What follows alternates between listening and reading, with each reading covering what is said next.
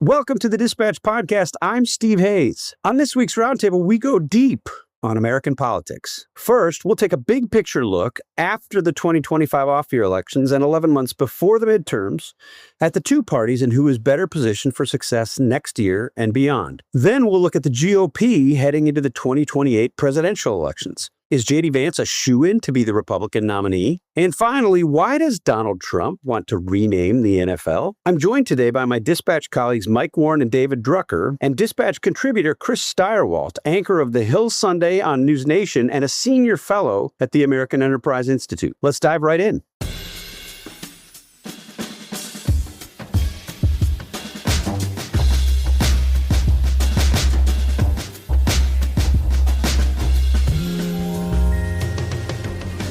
Welcome, gentlemen. Glad to have you here. Thanks for joining us. Big picture discussion of American politics at this moment. Chris Stirewalt, I want to start with you and go really big picture, and then we're going to sort of work our way through the details over the course of the next hour. We're speaking on the morning of December 8th, 2025, thinking ahead to the midterms in 2026 and the presidential election in 2028, and just considering electoral prospects nationally. Chris, would you rather be Democrats or Republicans today? Oh, come on. Come on. That's a ridiculous question. That's it. That you, Mr. Hotline, you, Mr. Veteran, you are a thought leader now and all of that stuff. But you're as much of a grubby rat as the other three of us. So you can't pretend like you don't know about the midterm curse. I guess I would say I would rather have been the Republicans in July than the Republicans now. How it will be next July, I don't know. But right now, I guess you'd say with the House is the best indicator because candidate quality matters less in the House. You'd just say that we were once in a 10 to 15 seat range for Republican gains, and now we're in a 15 to 33 seat range. We're in the Democrat Republican losses. Yeah, for Democrat gains. Yeah. Democrats are now. We're looking at 2006. We're looking at 2018. We're looking at there are 57 seats, I think, that are in the R plus 10 to 15. And then there's another like 37 seats that are in the 15 to 20, R plus 15 to 20 range. Democrats will not win. Those are all Republican held. Democrats won't win all. Certainly they probably won't win most. But now we have to start looking out in those seats where you typically say, no. Well, now you say maybe. And this is why the number of Republican retirements is material, because the thing that makes an R plus 15 seat not worth Democrats' time is that incumbency is really powerful. You take the incumbent out of that equation and the map expands. So we have reporting, I believe this morning, from Leanne Caldwell at Puck, who's smart, well-sourced on Capitol Hill, good reporter. 23 Republicans so far have said that they are not returning. She reports that in discussions with Republicans on Capitol Hill, we could look at as many as an additional 20 retirements coming in the next several weeks. Chris, to your point on incumbency, why does that matter as much as it matters? So incumbency retention rates are always in the 90s. Some cycles it's 92, some cycles it's 98. But people keep it. If you're an incumbent, you have less to worry about in the primary. And when you get in the general, name identification and consistency, just, incumbency is really powerful. It's a axiomatic for a reason. Americans don't like Congress. They like their member of Congress. There's a fairly high satisfaction with individual members. You can have 15% approval for Congress as a whole, and then you can have a 94% incumbency retention rate. And those two things seem contradictory, but they harmonize because people think that it's the other party that's the problem or those other members that are the problem. So I guess the way I think about what's going on with these retirements, this is where the way the body functions or does not function has material consequences for the election. If you are, they just had this special election down in Tennessee. The reason they had the special election down in Tennessee is that Mark Green, the incumbent, decided that he'd rather do whatever, basically, than be a member of the House. And we've seen people leave for mid kind of jobs, right? Like not, ooh, wow, I understand why you left Congress to do that. We've seen people say like, well, the Wolf Snout Chamber of Commerce is looking for a new director, so I'll be heading back. I'll be heading back over there. That's going to be great. Because it's so bad to be in Congress, it's hard to keep the incumbents who are keeping those seats that are double-digit advantage for your party. It's hard to keep those guys and gals staying. Yeah, I want to spend some time on why it's so bad to be in Congress. But before we get there, Mike, let me follow up with you. If you take what Chris said, I mean, of course, there's the historical advantage for out parties in the midterms, as Chris suggested. But looking beyond 2026, let's say that Democrats outperform sort of historical precedents by a couple of points or half a dozen seats. So it's a good year, more or less, for Democrats. Looking beyond that, looking to 2028. And we are very purposely being highly speculative here and sort of talking about this in the big picture. Given how Congress functions or doesn't function, Democrats have the majority in the House and, let's say, a very narrow majority in the Senate, which is making big assumptions. Does that put them at a significant disadvantage looking ahead to 2028 because then they're in charge of this? No, I mean, there's no sort of historical trend that would suggest that. I mean, just if you go back to all of the most recent midterm elections, you don't see any kind of pattern, right? So the 2022 midterms were not as good for Republicans as Republicans thought they would be, as frankly as Democrats thought they would be. And Donald Trump won in 2024 anyway. In 2018, Democrats did really, really well. Really the last kind of wave election in the House. And then Democrats won in 2020. Go back to 2014, Republicans finally take back both houses. They had the House for a few cycles. They take back the Senate in 2014, and they win in 2016. But then you go to 2010, the biggest Republican wave since 1994. You would think that maybe that helps boost Mitt Romney. No, Barack Obama wins re-election. So like there's no pattern here. But I do think it's worth thinking about not just who's in control, who's in charge, but what the size of that majority is. And we're increasingly in a world where those majorities, it doesn't matter if Republicans or Democrats are in the majority, it's going to be a small majority. There are fewer of those districts. Where we sit right now, given what we know about the way these districts are constituted, there are fewer swing districts that are swinging one way or another. If you go, for instance, through the American South, there, besides the majority minority districts, the ones that are essentially there to elect Black Democrats for the most part, there are no other Democratic seats to be gotten. The last ones disappeared in 2010 when Republicans won in, across Tennessee and South Carolina and a bunch of North Carolina. And so there are just fewer seats to be won. And I think that changes not just how big those majorities are, but kind of the nature of how those House races and ultimately the national elections play out. It's becoming increasingly as if what really only matters are the presidential elections, and the midterm elections are going to change things a lot. If Democrats take over, they're going to make the last 2 years of the Trump administration living hell for Donald Trump. But it suggests to me that it's at best a setup for the 2028 election, and that could go either way depending on all these other factors. David, let me share some polling numbers with you and then ask you about them and get Chris and Mike to respond.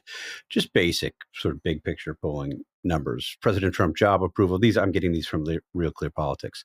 President Trump job approval, 43.2%. Direction of the country, 36.3%. President Trump favorability, negative 9.1%. But here are the three that I want to focus on. Republican Party favorability, basically minus 13.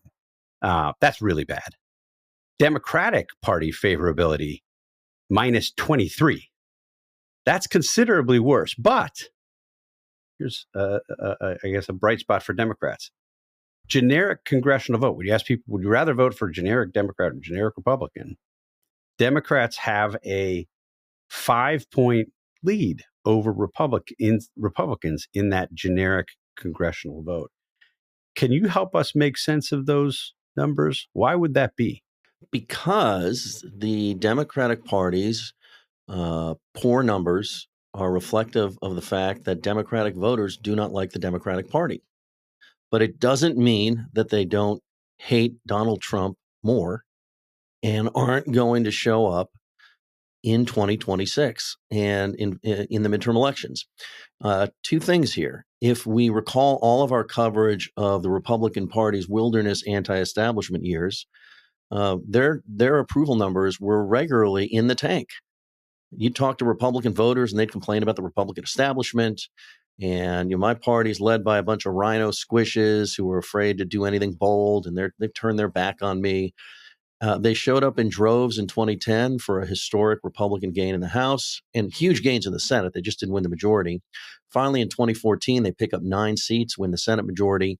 And so throughout all that time, Republicans were not happy with their own party, but they continued to show up. Why? Because they hated Barack Obama, the Democratic president, a whole lot worse. They hated Democrats a whole lot worse. And negative partisanship really drives our politics these days.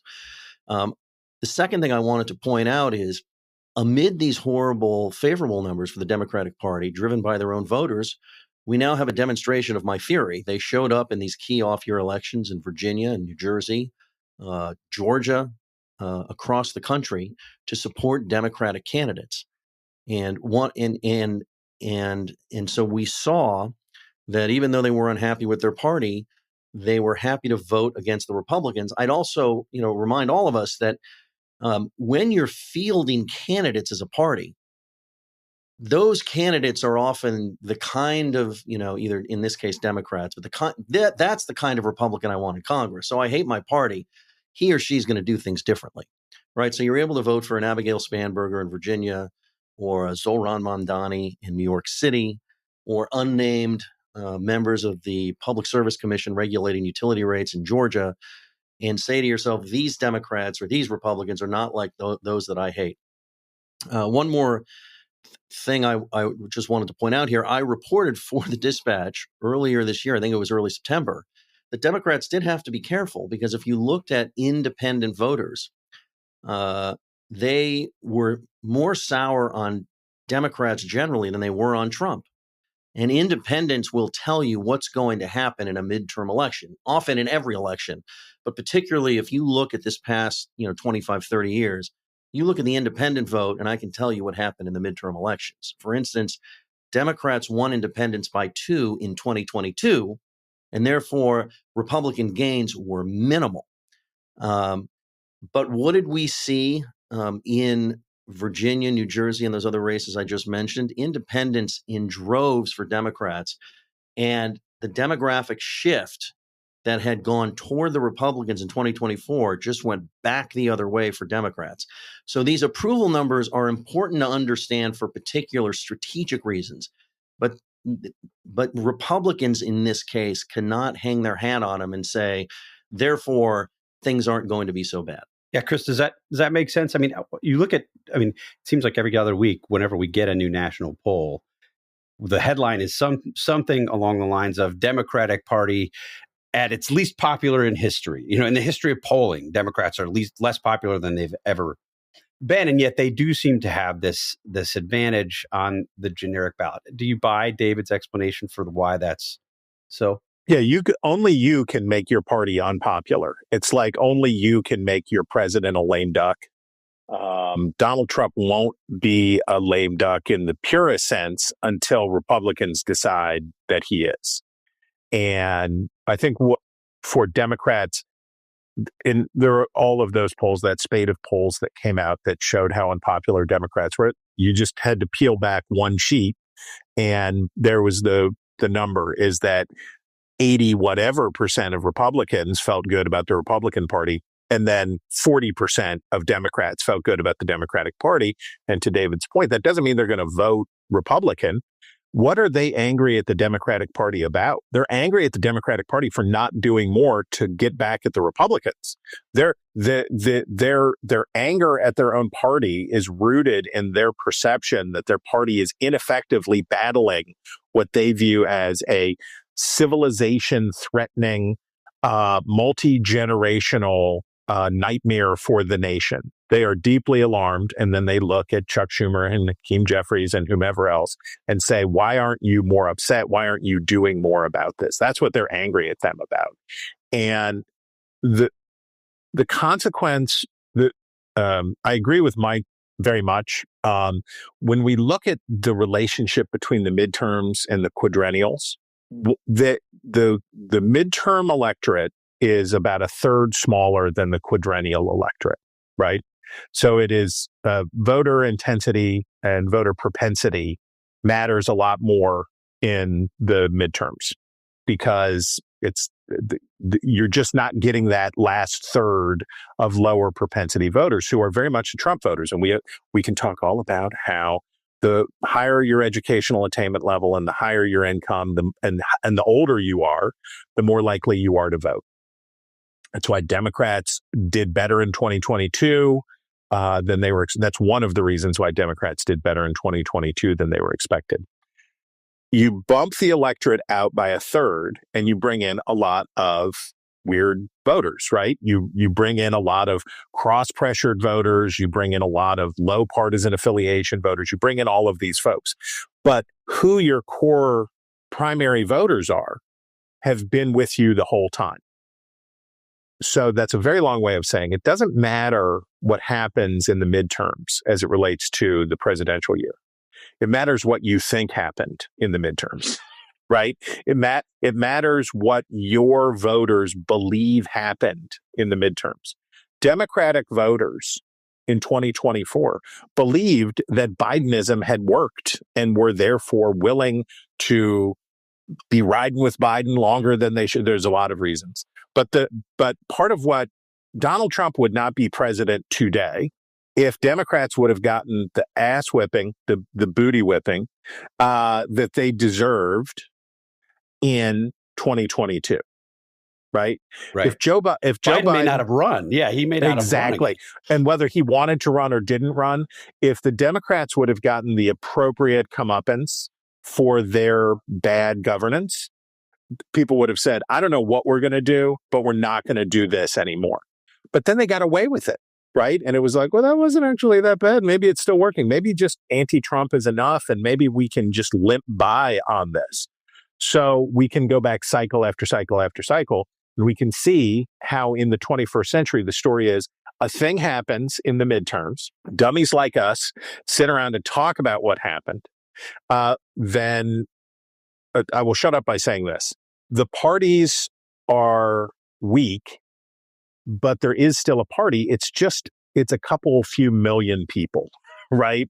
The party apparatus is now loosely connected through social media, loosely connected through cable television, loosely connected, and there's a hive mind out there, and it comes to a conclusion. So the effect on the next quadrennial comes from what do those millions of Democrats conclude the lesson of 2026 is going to be. And if they conclude that the lesson of 2026 is that Graham Plattner was a bad idea, if they conclude that radicalism zapped them, then maybe they will want Josh Shapiro. But if they have a really good year through no fault of their own, and they say radicalism works, then they're going to be more likely to pick a radical. Let's take a quick break and hear from our sponsors. We're back. Let's return to the discussion. Mike, picking up on something that David and Chris mentioned earlier, isn't it potentially a risk for Democrats if they take the House and the Senate precisely because their party base is so disenchanted and frustrated with their ability to get anything done? If they have majorities in the House, which historically seems more likely than not, Senate is a much bigger question, and then they still can't do much in the final 2 years of the Trump term, doesn't that risk exacerbating the Democrats' problem with their base? Maybe, I suppose. I don't know. It's hard because this is not a perfect parallel. The years and the timing doesn't quite line up. But this is not some brilliant insight for me to say that I am getting quite a bit of Tea Party feeling on the left side of the political spectrum. This feels like the Democratic Party and the left are having their own Tea Party moment, meaning, there is a sort of populist and I would say, yeah, a populist, but also a farther left than the average of the Democratic Party, kind of internal revolution happening within. And I don't know if we can say for certain that means that Democrats are going to hurt themselves in a national presidential election if that revolution is allowed to work its way. If they are frustrated with the way things are going, let's say in a Democratic majority in the House in the last 2 years of the Trump administration, again, to sort of build off what others have said on this podcast, that just might be more motivating for Democratic voters to actually elect a Democratic president. And it might not be the Democratic president that everybody thinks is the most electable. Again, the sort of end of the Tea Party movement was the election of Donald Trump in 2016. As somebody who, for 8 years of the Obama administration, the Republicans were both too extreme, we were told, and also kept winning. I mean, yes, they lost in 2012, but they kept winning otherwise. And I could see the same thing happening for the Democrats in the Donald Trump era.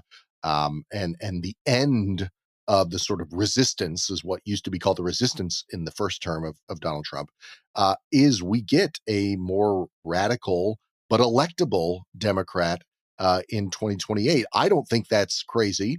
But of course, caveats, it can also be that, yes, they do get too extreme. It all, of course, depends on who Republicans nominate in 2028 and how Republicans respond to a Democratic majority in the House. But I think we should open our minds a little bit to possibilities that we might have thought impossible just a few years ago. No, I'm all for that. I mean, I think one thing that we learned and should have learned is that straight line projections these days are very difficult to make, and surprises are sort of everywhere.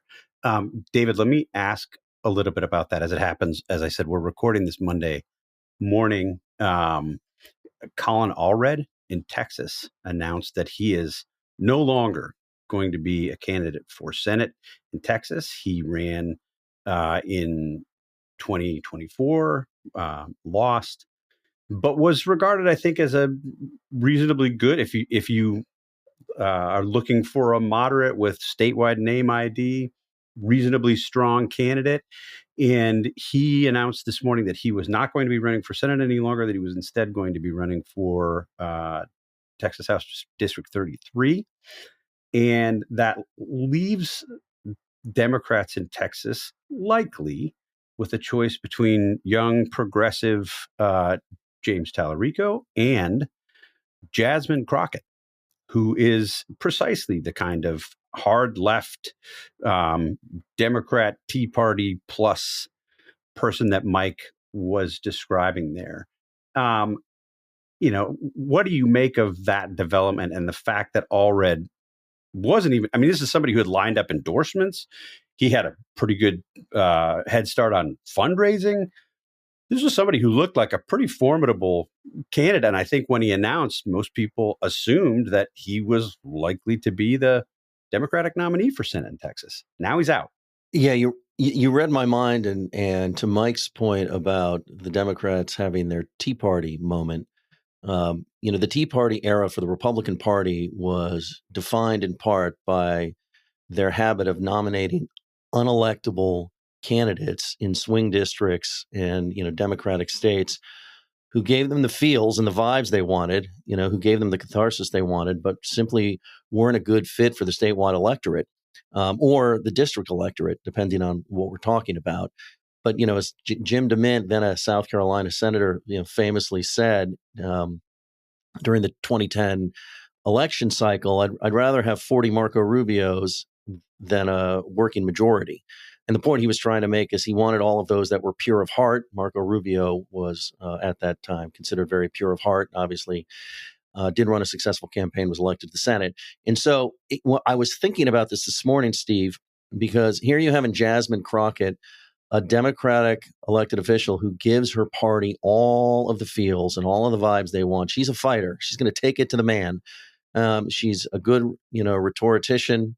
If I'm getting that word right, I mean, she's good on the stump. She's quick with a quip, and she fights. And I've got some experience reporting in Texas and spending a lot of time in Texas. She can't win there. I don't care. She couldn't have won there. She maybe might have had an outside shot in 2018 when Ted Cruz was weak, and all of those suburban voters were in the Texas suburbs of Dallas and Houston and San Antonio and Austin were flirting with the Democratic Party in a particular way. And the RGV, the Rio Grande Valley, hadn't gone red yet. That's where a lot of Hispanic voters are. But here you have, I think, Colin Allred. Now, I haven't done any reporting on this yet this morning, but I suspect he was looking at pressure from his left from Tallarico, who is running as a sort of progressive but culturally in tune kind of Democrat, right? He's a pastor, if I'm not mistaken. He can talk religion and talk about the Bible. And I don't mean this in any flippant way, right? So the theory behind James Tallarico is that he's progressive, so he satisfies the wingers, but he'll be a good sell in the suburbs. And he's just good on his feet, right? And being authentic and being good on your feet is a good thing. But now you're going to have Jasmine Crockett, and I just don't think that she presents, other than being a talented politician generally, presents as the kind of Democrat that can make inroads in Texas and flip this seat, even in a tough year for the Republican Party, if that's how it continues to play out. But I do predict she will raise boatloads of cash from Democrats and progressives across the country who look at her and say, that's the kind of Democrat I want in the Senate. I'm a believer. She'll suck up a bunch of money that could go elsewhere, and that could be a problem for Democrats. Yeah, let me turn back to Republicans in Congress these days and spend a moment there before we move on. We talked a little bit earlier about the already sort of shockingly high number of Republican retirements and reporting that suggests there may be almost double as many yet to come. Why is that? Why are Republicans bailing? They have the majority. Donald Trump is a president. Republicans seem to like Donald Trump. They're, one would think, able to get what they want. Why would Republicans leave when they have a majority, especially when they have a narrow majority? Chris? Would you like to be in Congress? How would you like to No, but I would serve? never have wanted to be in Congress. So, but there's a world in which you might have once upon a time that if you could be appointed, right, and you wouldn't have to go through the indignities of running, that you could go and you'd say, well, gosh, if I could be on the Intel committee, if I could do this, and there's some legislation that I'd like to draft, and there's stuff that I'd like to do. There's a world in which Steve Hayes says, yeah, I'll take a term, right, in the Paul Ryan mind space. There's I could see that. I can't imagine it now. I cannot imagine, when you talk to people both in the House and in the Senate, and this is not new, It's heinous, right? Look at the brain drain in the Senate over the past 8 years, right? Ben Sass, Roy Blunt, Rob Portman, Pat Toomey, all smart guys. Roy Blunt should be there's an argument to say Roy Blunt should have been the majority leader in the Senate. He's a guy who knows how to legislate. He knows how to operate. He's good at it. He's very experienced. They all left, right? They all left. And we talk about the value of regular order, having the committee. Look at poor old Bill Cole, right? He's the last guy who knows how to do anything in the Republican conference, almost in the Republican caucus. He's like it. I can't ever remember. They get mad. One of them is a conference. The other is a caucus. They get upset when you mix them up, but you know what I mean. So you have these people who are trying to govern, right? They're like, okay, this is how we do it. And we're going to get these pieces of legislation through. Just take Bill Cole. Here's a guy. I think you mean Tom Cole, Chris. Or Tom Cole. Tom Cole, who is the chairman of the Appropriations Committee. And what he has been doing is saying, okay, here's how we build appropriations. This is what we do. We're going to do this and we're going to do this. And he was doing pretty well. And in the old standard by which you're supposed to do stuff, they were right on the 10-yard line. It wasn't like it was once upon a time, but they were so close to a bunch of stuff. And in a normal world, you would have had a short-term continuing resolution. They would have built out the rest of those bills, and we would have had full year funding with bipartisan buy-in. Everything would be done. They couldn't let it happen. They just simply could not allow it to happen. And I will not go on one of my usual diatribes about the pernicious weakness of our legislative branch, but we have Congress has castrated itself bit by bit over time. And then we wonder, why don't people want to stay in the Eunuch Congress? Why are people not interested in being members of the Eunuch Congress in which when you have to have a discharge petition for Jeffrey Epstein files, right? Which speaks to so many problems on so many layers. But when this is a matter that consumed lots of time and energy in the House over whether or not the FBI would give Congress, like in a real Madisonian system, the FBI would have had that over there pronto, right? Because the Congress would have been a credible threat to say, when we ask you for something, when the Judiciary Committee asks you for something, you are going to bring it over. Now nobody even complies with congressional subpoenas. It's just like, we don't care what you think. Come and take us. And as the members of Congress, as the quality of the individuals in Congress gets worse, which is happening, as that gets worse, Congress will continue to emasculate itself because it's a catch-22 problem. Who would submit themselves to it? And once you're there, why have you come? Why have you come? Doing? And this is a Goldbergian point. Jonah's term is the Parliament of Pundits. That's why they're there to wear their dumb lapel pins. They're there to have a bunch of 23-year-olds walking around behind them telling them how fire their last post was. That's what they're there for. They're not there to do the serious work. And therefore Congress gets weaker, and therefore the idiocracy deepens because the good ones leave and the ones who want to run are dumb. Yeah, I mean, I think you've nailed the problem and talk about reasons. I mean, there are plenty of reasons to be discouraged about the state of our politics. This may be among the greatest because you get what you incentivize, and the people who wanted to go to Congress to do serious legislative work came because of ideas and policies that they wanted to implement, who ran on, or even ambition to power. Just give me ambition to power. Fair. I'll even take people saying, I want to be powerful. They don't even want to be powerful. They just want to be famous. They just want to be well liked. Yeah. And if you look, we mentioned some of the members of the Senate who have left, who were sort of, workhorses in a show horse town. The same thing is true in spades in the House of Representatives. I mean, starting with somebody like a Paul Ryan, Mike Gallagher, also from Wisconsin, Anthony Gonzalez from Ohio, Patrick McHenry, Jeb Hensarling before him. All of these people who came to Congress with ideas, with a purpose, with conviction, with principles, have just decided that Congress isn't a place for any of that any longer. And it is, as you say, the 23-year-old walking behind the boss saying the latest post was fire. And the funny thing is, Steve, you make our cub reporters do the same thing for you. Don't pretend like you no, do. they mean it, Mike. They're sincere. They're sincere. I want you, Mike. I want you to keep saying that my posts are fire, right. even though you're beyond. You've done it again, El Capitan. You're beyond You've done it again. But I mean, it really is this, and I have to say, for somebody who covers this, and I'm doing more reporting now than I have been sort of at the beginning of the Dispatch when I was working more on the business side.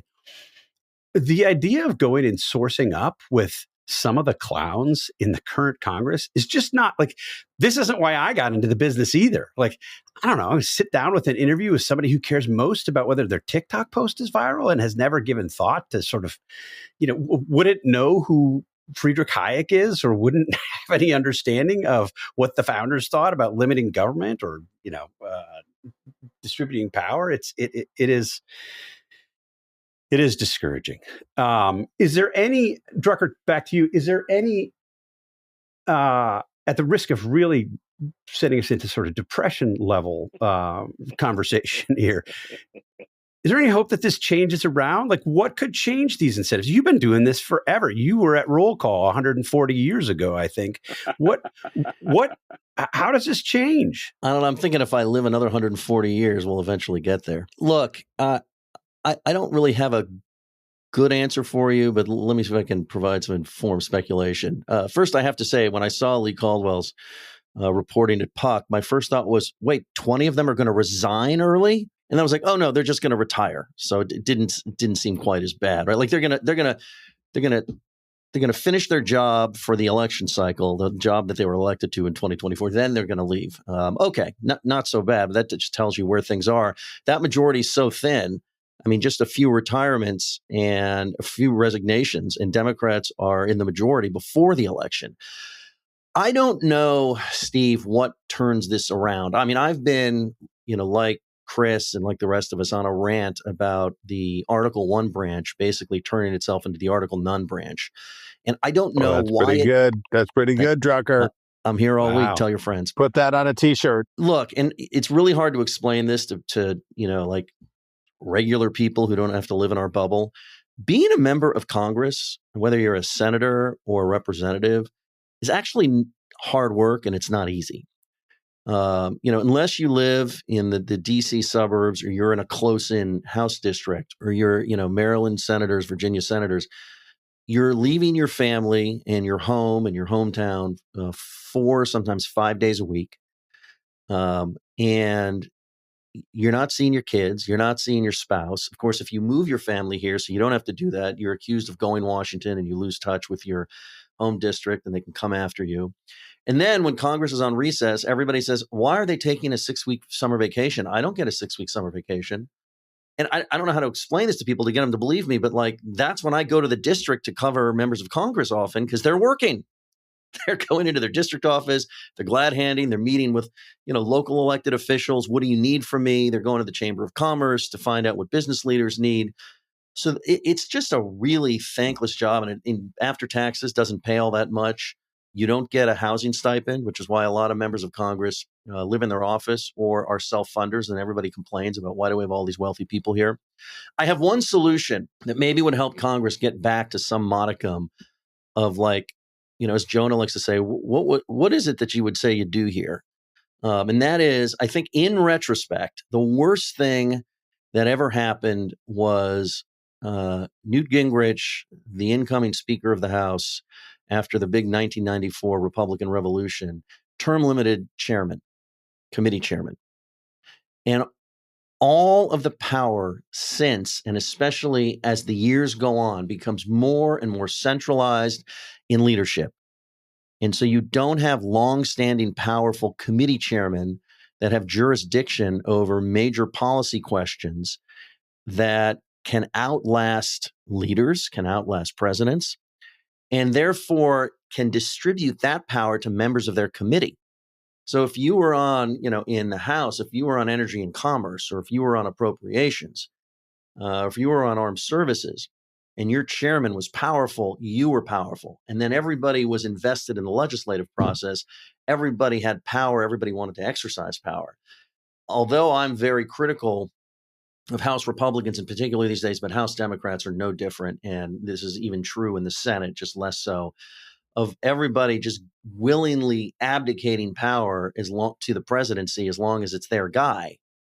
Part of the problem is they don't really have power to exercise. The only power they have is getting on cable news or going on a social media platform and sounding off for likes and clicks.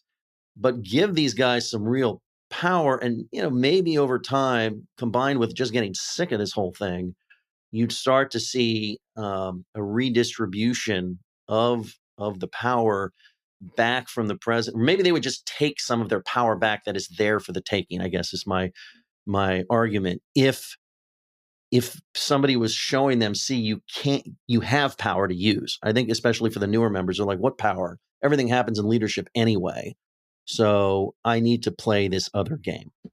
Expand the House. Expand the House. Hear me and believe me.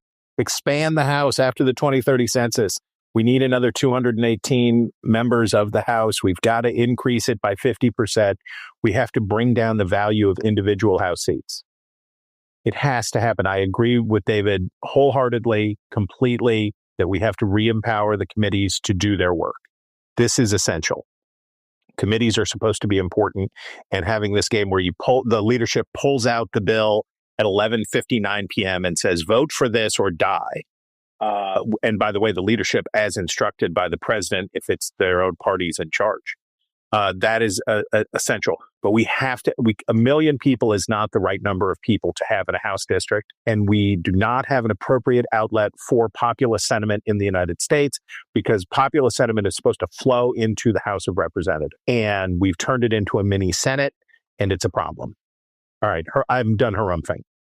So I'm with you, and this will be. I'm going to also credit Jonah for having made that argument for many years now, and then this will be the last reference to Jonah. We've had 12 references to Jonah on this podcast. He's not that great. Come on, guys. Nah, it was just good journalism. Chris, I had to credit him. How would that happen if it were going to happen? I mean, it seems to me that there's no incentive whatsoever for current House members to do that. In fact, the one thing I want to touch on before we move to David's piece on 2028 is where we are in redistricting, which is precisely the opposite of that, right? It's further consolidating power and making these districts even wackier. Is there any realistic prospect for expanding the House in the way that you talk about? Well, the even worse thing that the Gingrich Republicans did, other than cutting the legs out from underneath the committee process. Why did Newt Gingrich's predecessor, right? What was the biggest issue for the previous Democratic majority? Term limits, right? It was not Mark Foley, it was Tom Foley. I won't get those two mixed up. But the style of the case in the state of Washington was Tom Foley versus the people of the state of Washington, because he sued to undo the state's term limit state amendment. Term limits are still popular. Americans, whenever they are asked, do you like term? Yeah, we like term limits. We're for term limits. The Republicans, who were the energy that helped drive them into the majority, they said, term limits, I don't know. That we've got other things to do. The populist energy, we have to start amending the Constitution again. And whether or not it is possible to create enough public pressure on the House for term limits, I don't know. But I will certainly say that a lot of ideas, to quote George Will, we'll switch it up from Jonah, is that history is made by intense minorities, right? A small group of people are the ones that make the change.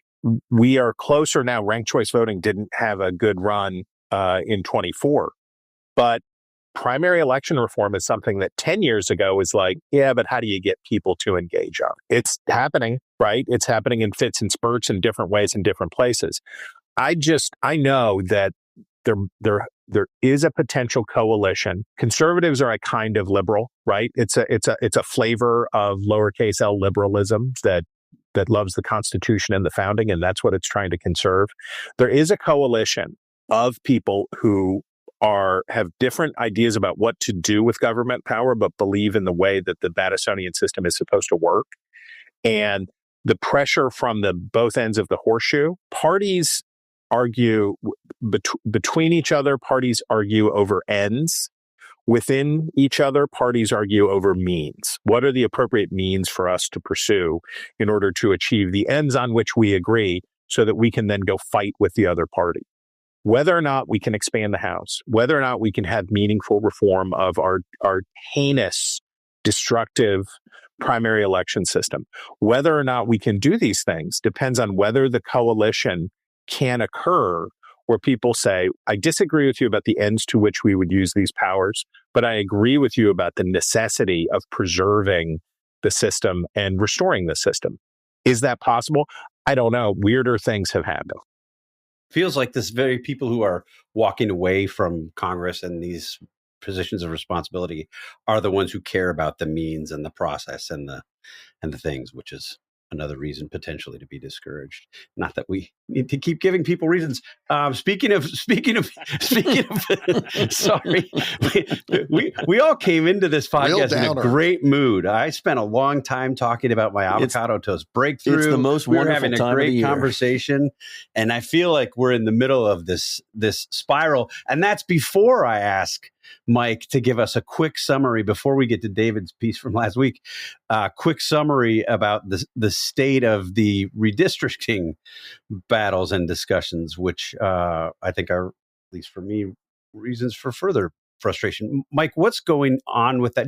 Just real big picture. We don't need to get very, very detailed about it. What's going on with that? What did the Supreme Court decide last week? And who's at an advantage today looking ahead to 2026? So we should first sort of put into sort of give that big picture. Where did things go when where did things start, I should say, when it came to redistricting, which was there was a big push and it started in Texas, but it expanded to other states that are red states that have Republican governors. And it was pushed from the top, from Donald Trump, to encourage those states to do a mid-decade redistricting.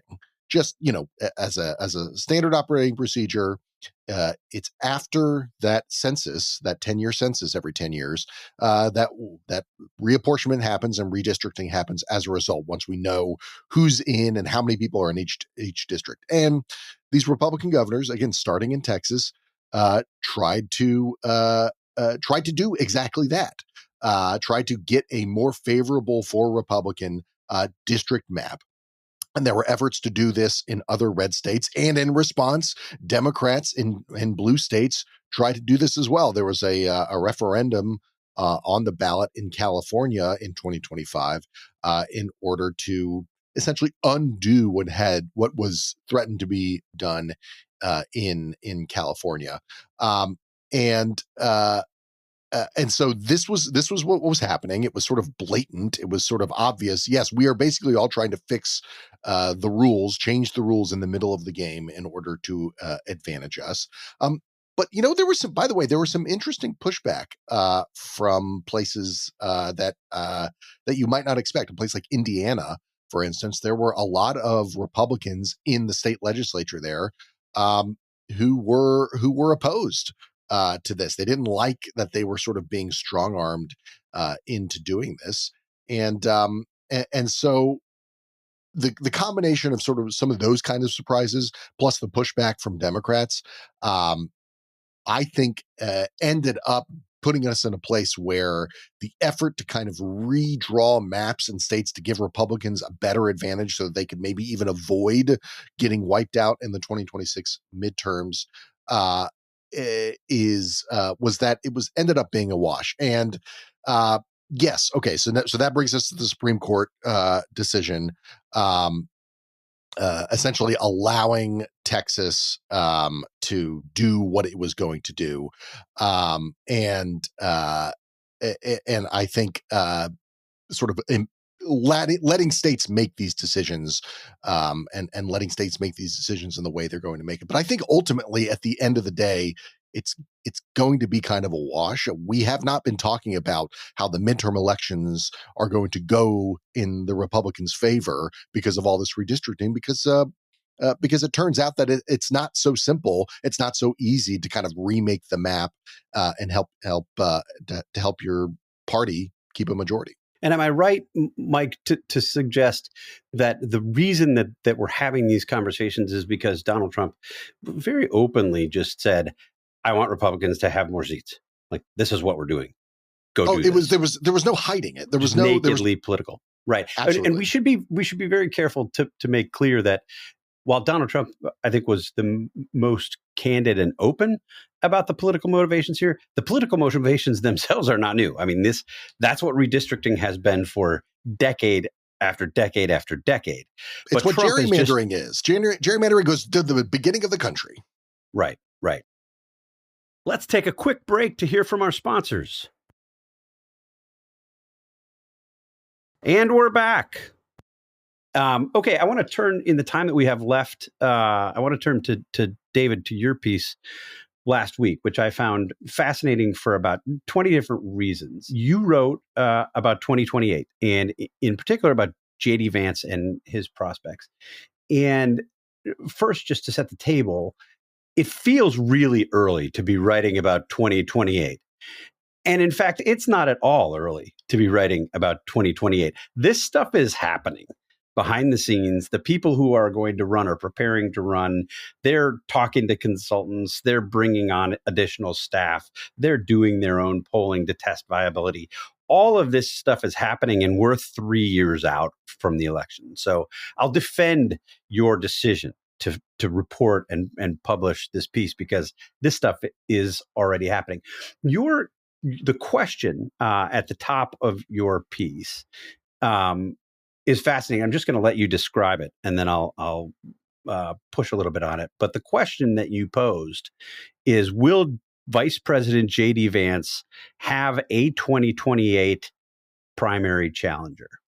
What did your reporting tell you? Well, the reporting was not necessarily conclusive on the answer to the question, but it was conclusive, I think, on the dynamics surrounding how that question will be answered. And like you, initially, I thought, it's a little early for a story like this. And then I thought to myself, these things really get underway the day after the midterm elections, which is when you have a president that's, leaving office. And the midterm elections are less than a year away. And so a lot of the prep work. Wait, do you know that the president's going to be leaving office? Are you breaking news here? I am sticking with the 22nd Amendment of the United States Constitution. Did you interview Lindsey Graham about this? He's pushing Trump. Yeah. Could be. Sorry. Never know. Sorry. By the way, I think let me just leave Trump out of it. And I'm just going to assume that the sun is going to continue to set in the west and rise in the east. Let's just put it that way. But so I thought, it's not actually that early, and particularly on the Democratic side of the aisle, where they, don't know who they are yet or what they want to be when they grow up. This is really happening in a more overt way. But what I wanted to know was this: given what happened in 2024 in the Republican primary, even understanding or stipulating, if you will, that President Donald Trump will not be on the ballot in 2028. J.D. Vance, as vice president, I think, is sure to get his endorsement, is sure to get the endorsement of key members of his family, including Donald Trump Jr., is sure to have the backing of his MAGA political machine. He has his own growing political machine. It's known as the Rockbridge Network. There's been some good reporting out there from the Washington Post and the New York Times, which I'm very jealous of. And as I discovered in reporting the story, J.D. Vance's favorable numbers with Republican voters are sky high. They're super sky high with people who define themselves as MAGA Republicans. And with the 40% of today's primary electorate on the GOP side that says backing and a Donald Trump endorsed candidate is important to them, he's like just as high. Just his numbers are great for a vice president. So I wanted to know, will a substantial, viable Republican, not just some Republican, but somebody who we would categorize as they're going to be able to mount a formidable campaign. They're a substantial person. They're the kind of person that could be president and theoretically win the nomination. Will that kind of person run against Vance with all these challenges stacked against them? And ultimately, what a lot of my sources told me was that if 2026 isn't so bad, right, it's a loss for Republicans, but it's not horrible. They expect fewer of those people to run, if any. But that if 2026 is particularly bad, right, it's just a bloodbath, and then you have hardening dissatisfaction with President Donald Trump. The economy is still struggling, maybe because of the tariffs. Then you're going to see more of these ambitious Republicans, and they're out there willing to go through the exercise, willing to take the risk, right, because it's something they want to do anyway. But they're going to then feel like, all right, I don't know if I'm going to win, but I could win. And of course, the environment for some of them will mean, of course, I'm going to win, because J.D. Vance is weak. He's never really run, a real race. He won a primary for Senate in Ohio because Trump endorsed him. He won a Senate campaign in a red state, and he had to be helped out a lot by Mitch McConnell's super PAC, et cetera, et cetera. So $40 million. Yeah, that horrible establishment rhino cuck. I wonder if JD ever sent him a thank you note. So anyway, this is the dynamic. And that's why there's a lot riding on the 2026 midterm elections, more than just the Republican majorities. And those conversations that you just talked about, the polling, the staffing, I don't know for certain, but my sources are telling me it's just going to be a lot quieter over the next year than it would have otherwise would have been. The circles that these discussions happen in are going to be tighter, smaller, because nobody's going to want to get out in front of President Trump and elicit a nasty social media post that then causes them problems with Republican primary voters. So that's where we are. But I thought to myself, somebody's going to ask this question. It's not actually too early, and I wanted to get there first. So, Chris, let me take that headline to you again and just tell you that I see this potential. I see the 2020 Republican primary field evolving in almost precisely the opposite way of many of the people that David talks to, where it feels to me like this is as close to a sure thing as you're going to see for a total free-for-all, a total scrum. And it is in part because Donald Trump is not going to ride to the rescue of J.D. Vance early if other people are toying with a bid or openly contemplating a bid, or there's lots of speculation, because I don't think Trump wants to do that. Every time he's asked about this, he volunteers Marco Rubio as a potential candidate along with J.D. Vance. And you have so many people, I think, at the end of what, at least as the Donald Trump era. I don't think it will be the end of the MAGA era, but at least as we near the end potentially of the Donald Trump era, it sets up for the kind of big, bloody fight that many of us thought we were going to see in 2024 before Trump, regained his standing. Am I crazy? Oh, no. David is very right about, and this goes to the thing about it's not what happens in the midterms, it's what people think happened in the midterms. And that will have an effect on the first. So year one of the cycle will be that will be that will have a heavy influence on the first year of the cycle, right? Where people say, okay, am I really going to do this? Well, if the Republicans get pantsed, they will say like, oh, okay, like maybe so this is your Ted Cruz. This is your Ron DeSantis. This is this is Glenn Youngkin. Like, well, the Republicans are in trouble. Maybe there's going to be an appetite for change. This is where they're thinking. There's another factor, though, which is a question of how valuable do the potential candidates believe the nomination will be, right? So we think of the 92 phenomenon. Democrats concluded that the 1992 Democratic nomination was worthless. So why am I going to put myself through this and just go out so I can get my brains beat against a rock by an incumbent George H.W. Bush with a 90% approval rating? No, thanks. I'm not. I don't need it. And that's how you end up with President Bill Clinton, because Paul Tsongas was not going to feed the bulldog. And when the nomination became valuable later in the cycle, the market pressures changed, and it was too late for a Mario Cuomo, and it was too late for these other people to try to get in. So, yes, stage one, those perceptions will matter. Donald Trump's approval number in the Gallup poll that everybody talked about, he's down to 36% in Gallup. And that's only 2 points better than it was right after January 6th. It's bad. It's a no good. But the more significant number, potentially, Natalie Jackson wrote a good piece about this. He went from 93% approval with Republicans to 84% approval among Republicans. I don't imagine that Donald Trump is going to allow the Republican Party to choose its next presidential standard bearer without some involvement. If he won't let a merger go through without getting his pound of flesh, I can't imagine that he's just going to say, well, I'm for JD and we want an orderly, smooth transition here. I expect he will want to be asked to seek a third term, whether he actually seeks a third term or not. It will be important to him that the people who are running begin by saying, I wish President Trump could remain. It is important. I want him to be there, but if that pesky old Constitution prevents it from happening, I guess I would do it if we could not keep our sovereign. So how he plays this will at a minimum be to continue to extract from the contenders promises, assurances, and all of this stuff, which decreases the value of the nomination itself.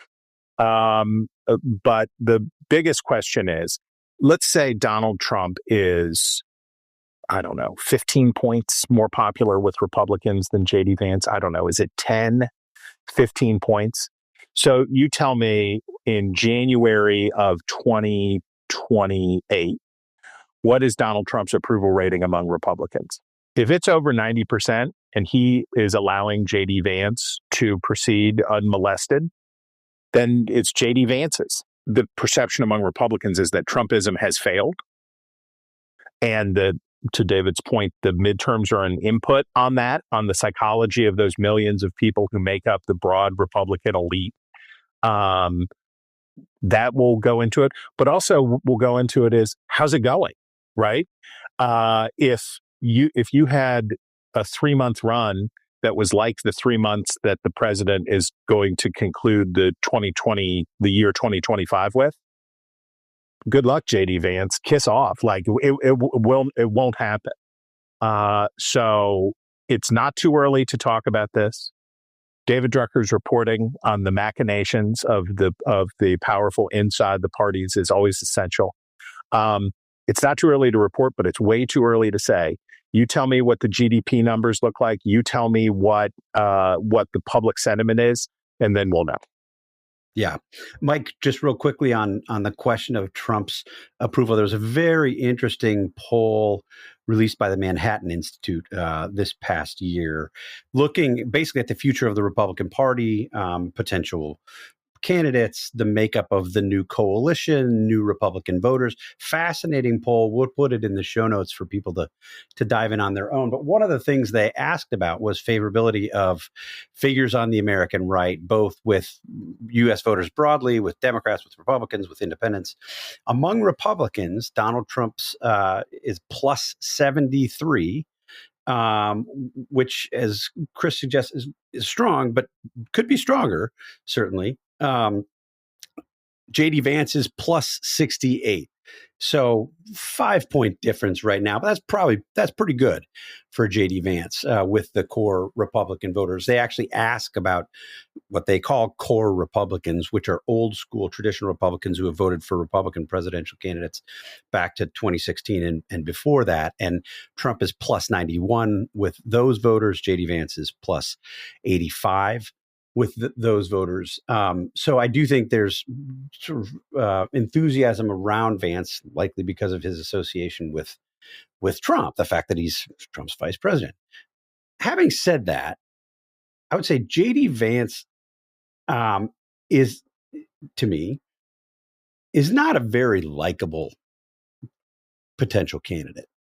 As David pointed out, I think it was David, maybe it was Chris, he was not a very strong Senate candidate. He had to be sort of pulled over the finish line by Donald Trump in the primary and then funded over the finish line in the general by more establishment-minded Republicans. He's, I think, presents often as abrasive. He has embraced this kind of post-liberal, in some ways anti-democratic, small d democratic view of the American project, and in some ways the philosophies that led to the American experiment itself. He last week praised several socialists or socialist adjacent members of the Democratic Party because he likes that they're being creative on affordability, including Zoran Mamdani, mayor-elect of New York City. Is this really the guy who's going to lead the Republican Party in 2028 without a serious challenge? That seems insane to me. I agree with you. I'm 100% with you, Steve. A number that I think about a lot, going back to that 2022 Senate race, which again, the only race that JD Vance has won. I don't consider the 2024 race a race that he, okay, maybe in a technical sense, in the playbook or the scorebook of it all, he was on the ballot, people voted for him, but it's only the 2022 race for Senate in Ohio that he won. It's the only one he's won. 6-point margin of victory. In that same year, the incumbent Republican governor Mikey of Ohio, yes, Mike DeWine, who was not just the Republican, the incumbent governor. He has held, I think, every office in the state of Ohio, except for dog catcher. And he has this impressive career of winning Ohio. And when Ohio was a swing state and when Ohio was a red state, he won by 24 points. Okay. From 6 points, margin of victory for JD Vance in the same year, same electorate. Mike DeWine wins by 24 points. That to me says everything about JD Vance's electability or his skills and talent as someone who can actually win an election on his own. He had to be pulled across with money and support in his primary and in the general election. So I agree with you. Look, I think Drucker's reporting is terrific and fantastic. There, as he notes, as Chris has noted, there are so many factors that of things that will happen between now and the selection of the Republican nominee in 2028 that will change things. I just look back again. I sort of think about this big picture narratively. If you think back to what happened in 2024, yes, Donald Trump was dominant in that primary election. Yes, at a certain point, very early on, it was very clear that Donald Trump was going to win the nomination again. And yet, there were challenges. There were challenges in the form of Ron DeSantis, which didn't turn out very well. That was a problem for him. I think that was a Ron DeSantis problem chiefly. There was the challenge from Nikki Haley, which did better than anybody thought, and really she did better than she should have in those circumstances. And that was with Donald Trump on the ballot. That was with Donald Trump, the guy who had lost 4 years earlier, said he hadn't lost, and had basically been browbeating Republicans into agreeing with him on that lie for the previous 3 years, and who was being prosecuted and in his mind persecuted by Democrats across the country. I look at that scenario and there was still a small market for Republican challengers, 2028, it seems to me is going to be wide open. And I don't see how anything short of a complete and utter turnaround for Donald Trump in the final 3 years of his presidency is going to change that. I want to wrap real quickly with some discussion on something that I think could be a real problem for Donald Trump were he to try to run again in 2028. This past week in news that you might have missed, Donald Trump received the FIFA Peace Prize, having been overlooked by the Nobel Committee. The head of FIFA, which is the International Soccer Organization, bestowed upon Donald Trump a new prize. I mean, everybody has known for a long time that Donald Trump wants a peace prize because Donald Trump keeps saying he wants a peace prize. If the Nobel Committee, which gave Barack Obama a peace prize very early on in his presidency, before he had done anything, arguably the most undeserving peace prize ever bestowed by the Nobel Committee, overlooked Donald Trump. FIFA stepped in, created a new prize so that they could give it to Donald Trump, which I think is all interesting and all worth noting. That's not what I want to ask you about, though. If Donald Trump were to run again in 2028, and we should be clear, this is not currently constitutionally possible. This seems silly and fanciful. And yet you have people, erstwhile somewhat serious people like Lindsey Graham, using every opportunity he can to push Donald Trump 2028. Donald Trump said something when he was receiving that FIFA Peace Prize that I think could collapse his candidacy. And it was not just his comment that this is truly one of the great honors of my life, winning the FIFA Peace Prize. It was something much, much more controversial. And I'm just going to read to you what these are Donald Trump's exact words, and then I'm going to ask the panel to react to it. When you look at what has happened to football in the United States, which soccer is in the United States, we seem to never call it football because we have a little bit of a conflict with another thing that's called football. But when you think about it, shouldn't it really be called "This is football"? There's no question about it, he said, referring to soccer. We have to come up with another name for the NFL. It really doesn't make sense when you think about it. Donald Trump has proposed the United States, American football, abandoning its name as football. One of the previous politicians who have sort of had missteps related to football, made bad comments about football. I think of John Kerry when he called Lambeau Field Lambert Field in Wisconsin, which I think led to his loss in Wisconsin that year. Chris, isn't this risky for Donald Trump to propose renaming American football? There's a third setting you need. There's literally, seriously, and then I don't know what we should call the third setting, but this is if do you remember when Rick Scott went down to Florida and gave Donald Trump a prize in the hopes that Donald Trump would go away, and went down to Mar-a-Lago? It was like the Defender of Freedom Award, and just made up. It was a silver bowl, and just made up an award, made up a trophy, and went down and gave it to him. Trump loved it. In that moment on that stage, can you imagine what TV producer Donald Trump would have said if they had brought to him the idea, we're going to have a fake selection process and you're going to stand behind an ugly little cube like you were on an Italian game show, and we're going to have a fake drawing and you're going to be the same as Canada and Mexico, right?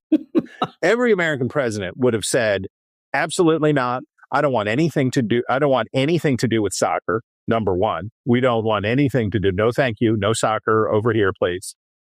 Number two, I will not be treated the same as Canada and Mexico. No offense, Canada and Mexico, but Dwight Eisenhower's not like, yeah, we're all in one boat here. That's fine. And then the fake little drawing. Television producer Donald Trump would be like, that's not right. You can't put the U.S. president in that setting. But if you give him an award, right? Right. If you say you get the award, he would have said, if the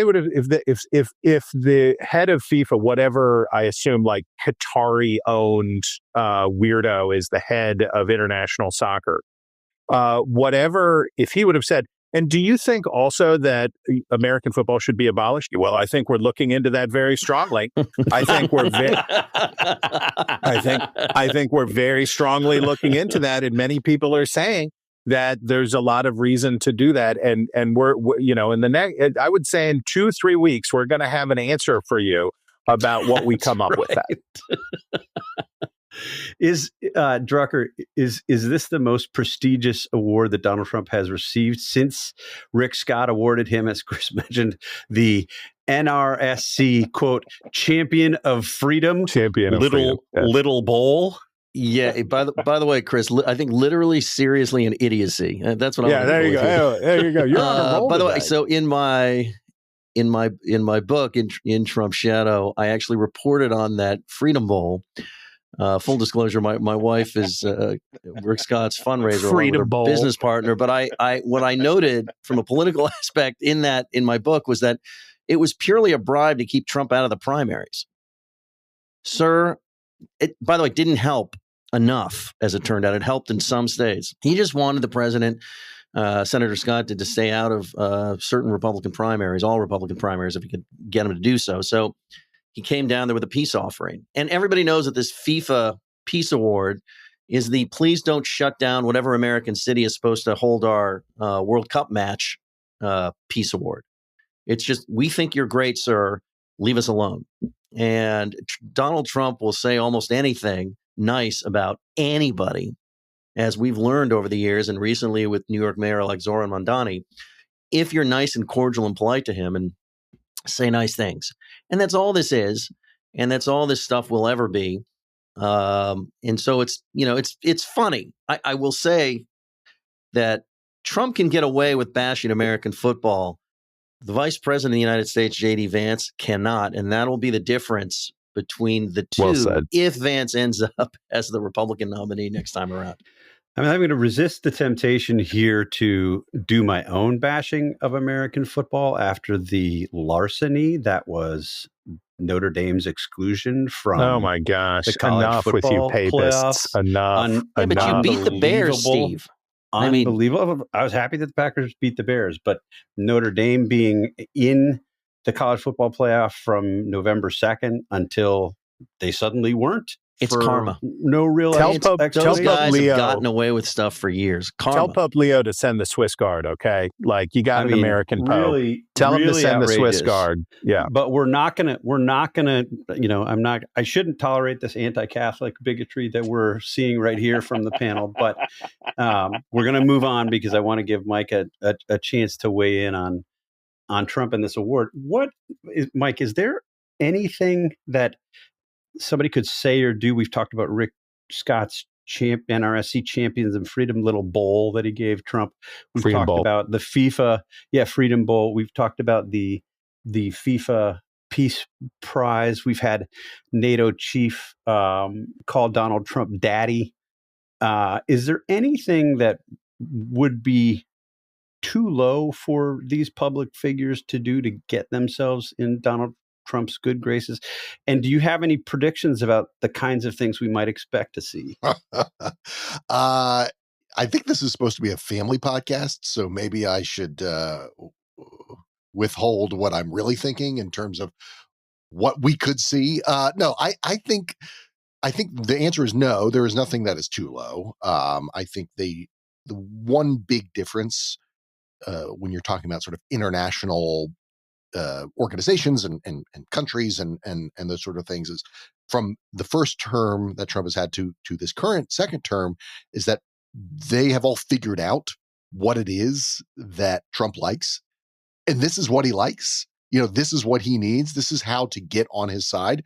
And so there's a certain amount of, I respect the game here, like they figured out what to do, to say, to provide for him, whether it's McDonald's in the Middle East or or this award from FIFA, which, by the way, I should say, I was personally shocked that FIFA, such a above board and incorruptible organization, would do this. It's shaken me to my core and challenged everything I know about FIFA. Exactly, exactly. It's worrisome. But I want to say this one other thing about Trump and football, which is, we should know that Trump has a very complicated relationship with American football. The United States Football League, which was one of several attempts to provide competition in the professional football world to the NFL, that Donald Trump was invested in the New York area team. He was involved with that. It was a failure, by the way. I should say, we are not talking about the USFL these days. We can go back to what was happening a few years ago with the kneeling at the national anthem that was happening in NFL games, and the way that Donald Trump sort of used that to his political advantage. He doesn't really seem to like football. I mean, he likes that his people like football. He shows up to SEC football games in Alabama or Georgia, where he knows that a lot of the people there will again praise him and salute him. But I don't think he really likes football, and I just think we should appreciate that fact, and maybe it explains what we heard. This really, I think, and I'm joking, but also not joking, like a truly anti-American viewpoint that he spouted here in front of FIFA. What's he going to do next? Me. Propose the metric system? I mean, it really is sort of like outrageous. It's along those lines, Steve. And I'm very pro-European. It seems a bit of a miss from Donald Trump. Thank you, gentlemen, for joining me in this fun and interesting and informative discussion about the state of American politics 11 months before the 2026 midterms.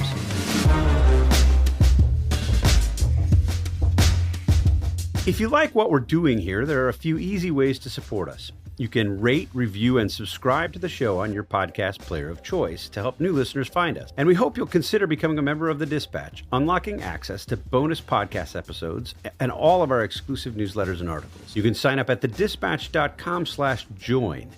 And if you use my promo code Roundtable, you'll get 1 month free and help me win the ongoing, deeply scientific internal debate over which Dispatch podcast is the true flagship.